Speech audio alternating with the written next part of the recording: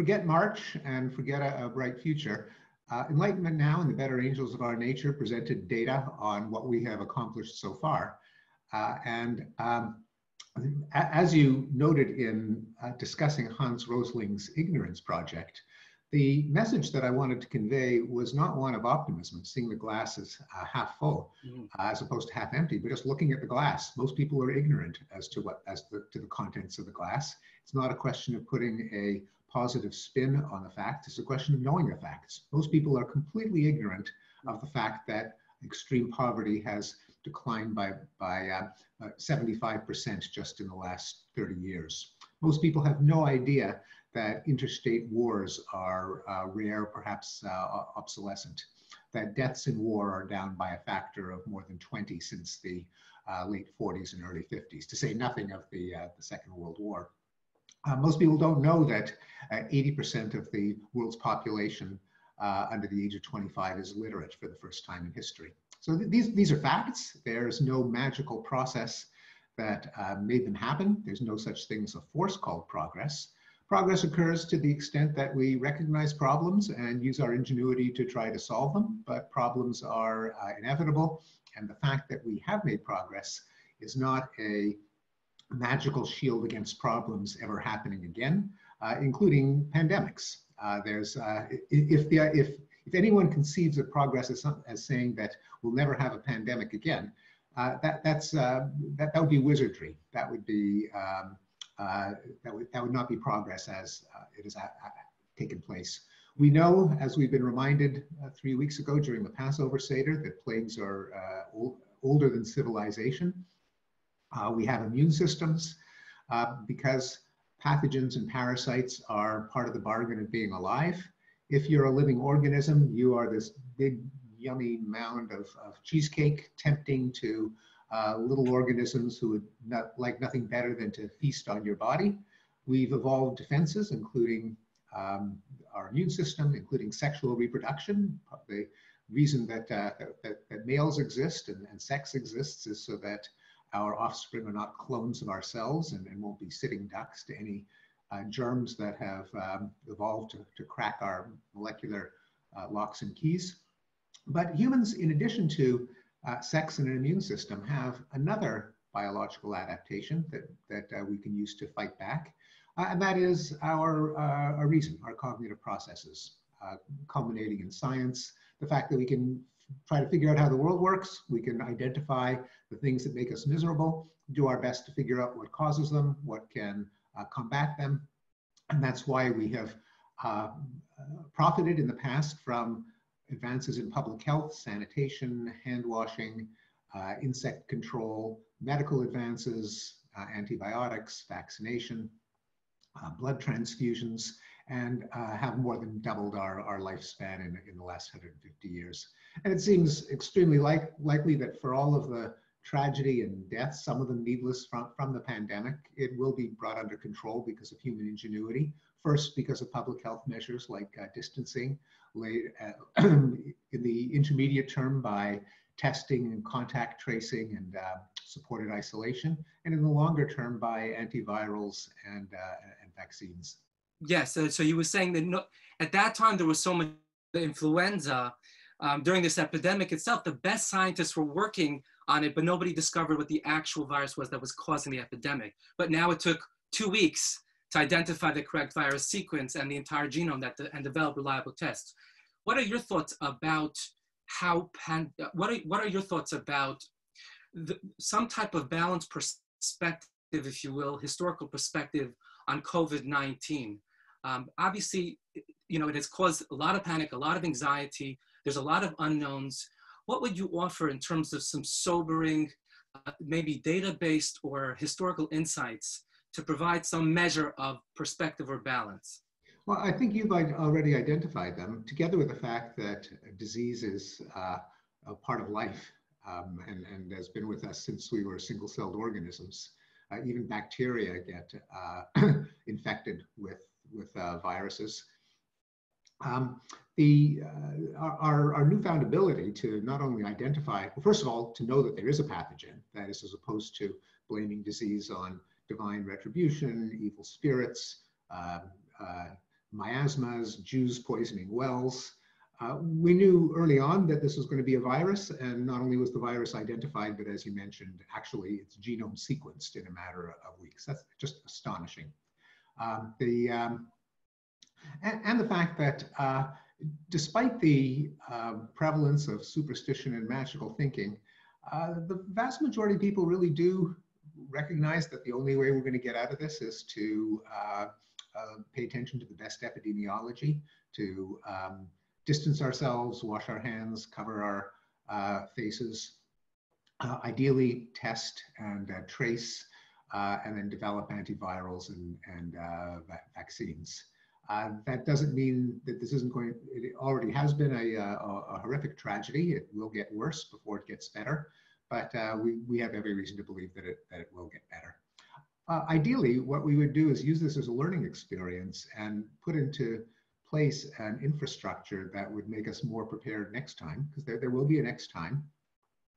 That is, just as after a set of horrifying fires in the late 19th and early 20th century, cities responded by setting up fire departments and fire drills and sprinkler systems and emergency exits and emergency lighting, and set up fire departments that thankfully are putting themselves out of a job. Most fire departments now put out a fire every other year. We don't shut them down because we are aware enough of the risk of fires that we keep them around precisely to prevent small outbreaks from burning down entire cities as they used to do. If we're rational about this is no guarantee that we will be. It's going to depend on leadership, and we know that there have been big failures of leadership, not least in my adopted country. But what we ought to do is have the equivalent of a fire department for pandemics, networks of early detection and tracing, stockpiles of protective medical equipment, facilities that can develop, test, and manufacture vaccines and antivirals on short notice, and so on. It is a fact of human psychology that we react to things when they are vividly present in our recent memories. And so there is a hope that we can, that's the effect that this experience will have. We know that we did it probably in the wrong way after 9/11 in the United States, where in contrast to COVID-19, the threat of terrorism was actually rather trivial when it comes to how many lives are lost. Nonetheless, an entire department was at the level of the cabinet was set up, Homeland Security, and two very questionable wars. Ideally, we would have a response at least that energetic this time. You know, it's very interesting because a lot of what you're saying echoes what I heard Bill Gates speak about. And I mean, for those who aren't familiar, in 2015, he gave a TED Talk and was talking really about how the next big deal, the next big threat or danger to society would be a global pandemic. And when he was interviewed recently, he said very much what you said, that in a sense, what we're doing now is we're really preparing ourselves for the future, and we're really ensuring the safety and security of the next generation by way of the alacrity in which we are now going to be, hopefully, shifting posture and resources from a government and political and medical perspective to ensure that we're better prepared for pandemics going forward. Why do you think society isn't thinking in those terms, or those at the highest levels of government don't often think about the longer term potential threats and issues when, you know, in a sense, those are the things that can really bring the world to a standstill as COVID-19 has? Well, the incentives built into our political process militate against long-term thinking. Mm-hmm. A politician who says, I'm going to raise your taxes now so that we're better prepared for a pandemic that will hypothetically happen sometime in the next few decades, I don't know when. That's not a ticket to being reelected. And we need a political and a journalistic infrastructure that makes the foreseeable future more palpable. And again, this is not, as Gates emphasized, and probably every global public health expert, this is not a weird and unpredictable black swan event. It was only a matter of time before it would come. It's not, the mechanism of a virus is not exotic or hypothetical. We know they can happen, but our the electoral cycle and the nature of journalism don't align the incentives with the political system. We have the coverage, say, for terrorism and the coverage for epidemics are way out of whack. They should have been exactly reversed. Mm-hmm. So I think it comes down to one of the basic hypotheses that you put forth, if I understand correctly, which is we should be thinking about reality more from a data-driven or data-based model rather than emotionalism, which is unfortunately a lot of the reactivity that happens. For example, because our sense of reality is very skewed oftentimes by media or by the reality or worldview that's curated for us by our intellectual diet of media. I think it was you or someone I read said a fascinating quote, which is that last year alone, 140 million planes landed safely. And yet the average person that didn't make it. That's a terrible distortion of reality in people's perception. And if that takes place at the highest levels, people are looking at the wrong things and spending resources on the wrong product. But yes, there are built-in distortions in the very nature of news. This isn't because of a nefarious motive among journalists to maximize clicks and engagement, although that factors into it as well. But it's in the nature of news that if it's event-driven, then we get a distorted view because it's sudden bad things that tend to become news. Good things tend to creep up a few percentage points a year and never make a headline because they don't happen suddenly on a Thursday in October. This is in addition to the fact that, as we know from our taste for violent entertainment, going back to the Hebrew Bible and before, gruesome violent events are emotionally gripping, and the news satisfies that curiosity, as well as being far too driven by events. So not only good news that creeps up on us a few percentage points a year, like the decline of extreme poverty, the decline of war, but also hypothetical threats in the future, such as pandemics, which are, if they haven't happened yet, then they aren't news. So we do need much more of a data orientation in our educational system, in our journalistic world, in our politics, in the conventional wisdom of intellectuals. A lot of our discourse is driven by narratives, anecdotes, scenarios, plausible opinions. But we should really make up for our own natural indifference to data by cultivating it as a value in understanding our world.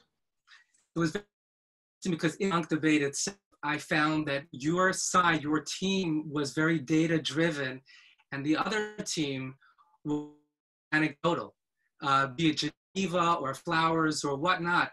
It tended toward more anecdotal, philosophical, psychological, presentation rather than data-driven presentation. And that was just my little takeaway from it.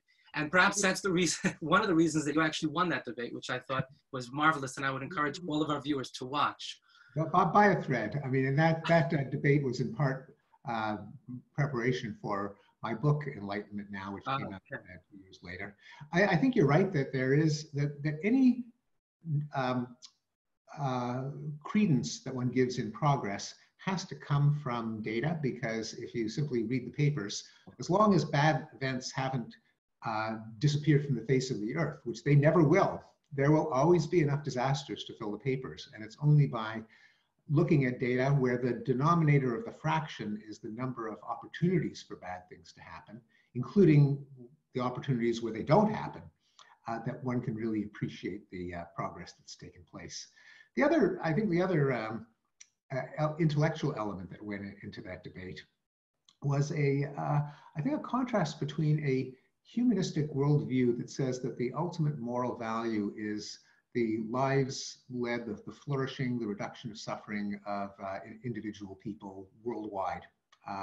And the moral value of data is that it treats all lives as having equal value.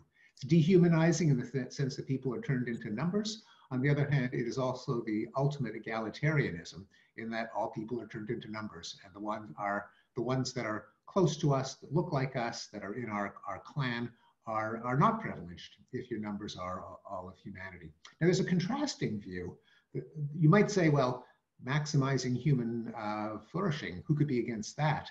But there is a view, and Alain de Botton expressed it, that the ultimate value is greatness, is heroism, artistic genius.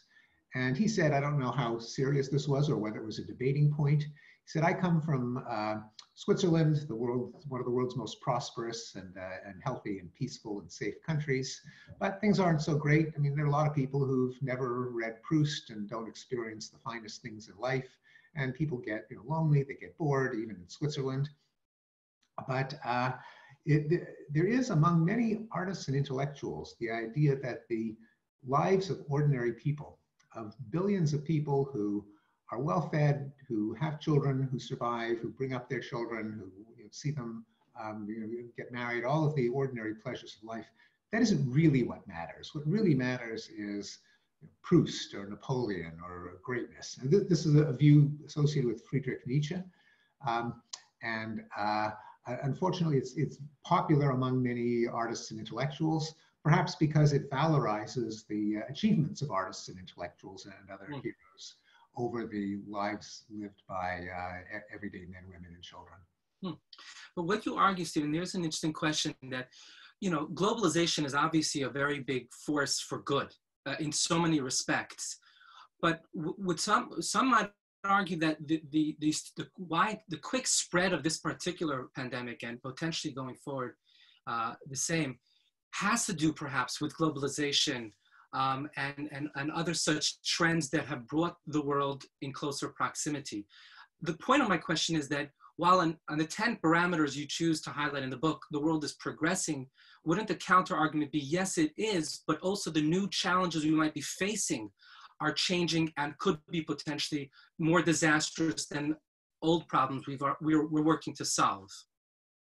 Well, there are challenges that we are not on track to meeting, climate change being the foremost.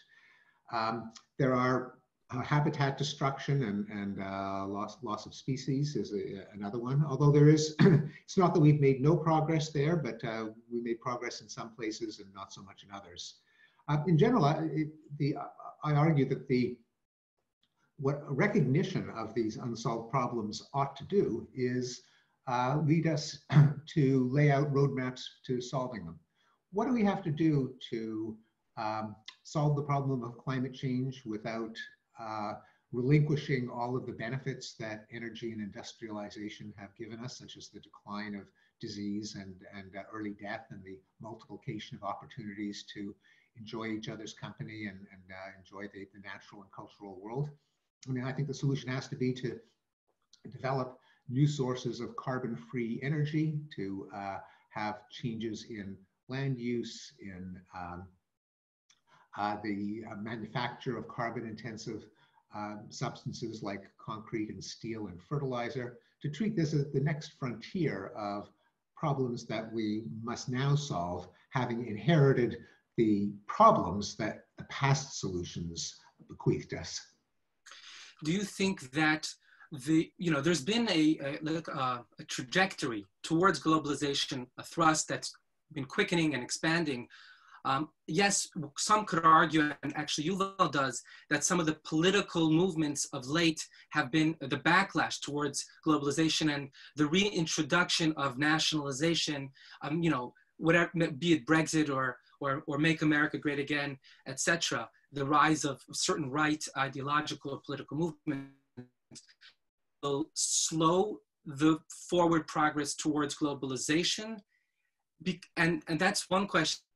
How negative could that be, or will that be, if many of the current problems the world is facing can only be solved through global cooperation? For example, technological disruption or cybersecurity issues, terrorism and pandemics, etc., etc. Oh, indeed, I agree with that, and that the forces of authoritarianism, nationalism, and reactionary populism are indeed threats to these frontiers of progress for all the reasons that you mentioned. The case for what I consider Enlightenment values, humanism, cosmopolitanism, liberalism, have to be reinforced because they're not particularly psychologically natural, and there is an inevitable backlash to the inroads that they make. Some of them ideological or self-interested, the people whose interests are threatened by the rise of women, of minorities. Some of it legitimate, the elimination of manufacturing jobs without a rapid replacement. Sometimes the rapid absorption of immigrant communities who don't assimilate and adopt the liberal values of their host countries. There are various things that can trigger these backlashes, and if the backlash strengthens and dominates, then it could push back against this progress, as we've seen again in the United States, where our populist president has clearly not risen to the scientific challenge of combating a pandemic in the way that a more scientifically literate leader would. For sure. So one question is, how do you envision the world changing after this pandemic sort of passes, as it were? How do you envision government changing? How do you envision the market changing? How do you envision education changing due to the current situation and when it passes? It's particularly hard to predict because our current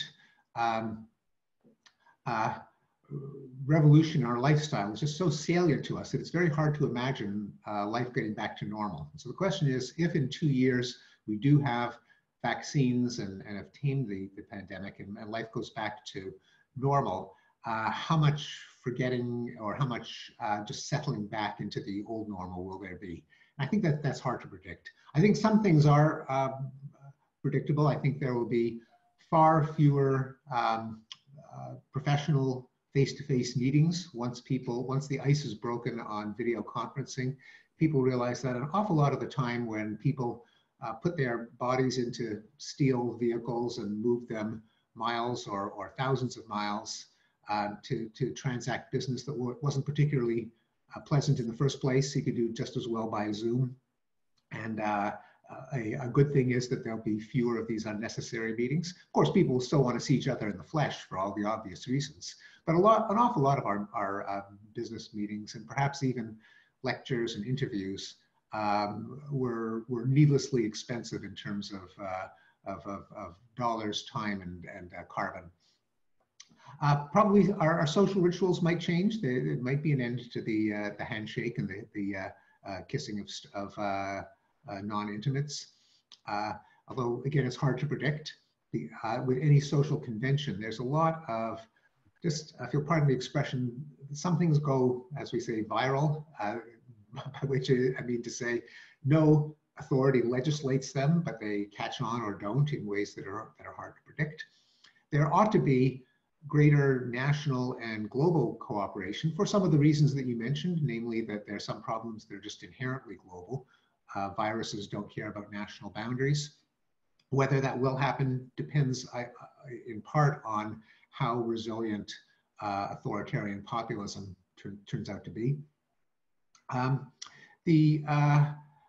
And one hopes concretely that there'll just be measures in place that specifically deal with public health emergencies in the way that fire departments are set up to deal with fires. Fantastic. You know, Stephen, there's that great Jewish joke of the difference between a Jewish pessimist and a Jewish optimist. The Jewish pessimist says, get any worse, and the Jewish optimist says, yes, they can. Very good.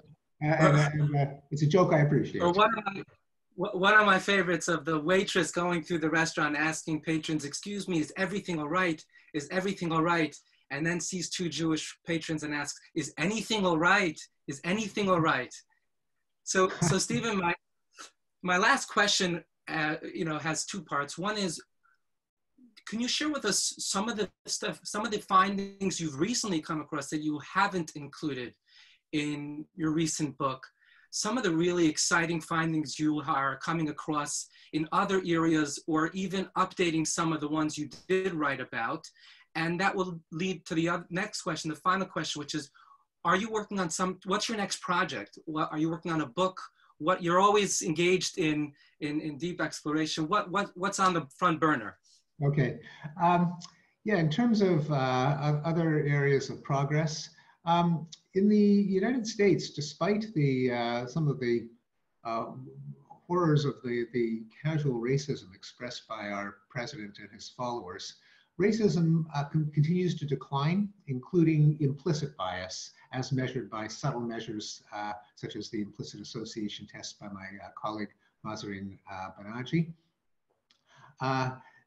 Let's see, climate, there's not a whole lot of good news to report in terms of actually declining emissions, but there is good news in terms of carbon-free energy technologies, including fusion, which was always derided as the energy source that's 30 years in the future and always will be. And there have been some